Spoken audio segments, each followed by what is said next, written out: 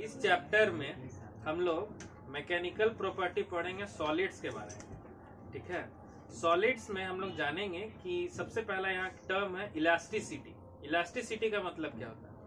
हम लोग देखते हैं कि अगर हम लोग एक रबड़ का बॉल लें और उसको दोनों तरफ से उस पर फोर्स एक्सर्ट करेंगे तो वो बॉल जो होगा वो कंप्रेस हो जाएगा, और जैसे हम उस पर फोर्स हटा देते हैं तो वो बॉल जो है वापस अपने इनिशियल स्टेट में आ जाएगा। ठीक है, अगर मान लेते हैं एक रबड़ बैंड लिए हम लोग और एक रबड़ को दोनों तरफ से ऐसा खींच रहे हैं, तो रबड़ बैंड को जैसे हम लोग खींचते जाएंगे with in the elastic limit, ऐसा ना खींचे कि जो रबड़ बैंड है वो टूट जाए, तो इसको कहेंगे with in the elastic limit. मतलब ऐसा नहीं खींचना है करके वो रबड़ बैंड टूट जाए, तो टूट ना जाए इसके लिए हम वर्ड यूज करेंगे इलास्टिक लिमिट। तो इलास्टिसिटी बेसिकली एक प्रॉपर्टी है एक बॉडी का, जिससे कि वो वापस अपने इनिशियल शेप में आ जाए। इसी खासियत को इलास्टिसिटी कहेंगे, और ये प्रॉपर्टी सॉलिड्स के लिए होता है। जैसे कि एग्जांपल देखा जाए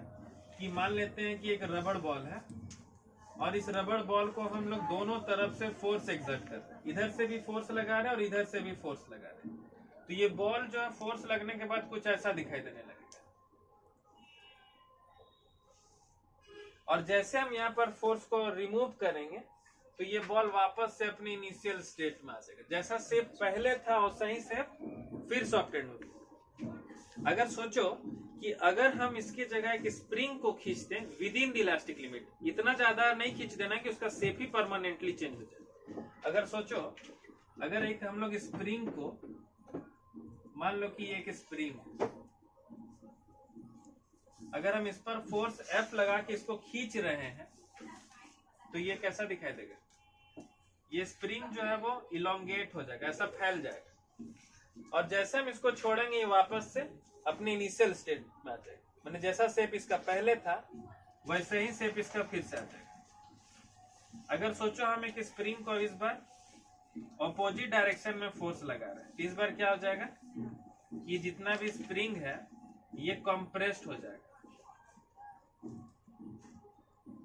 और फिर जैसे हम यहाँ पर फोर्स को हटाते हैं तो ये वापस अपने इनिशियल शेप में आ जाएगा।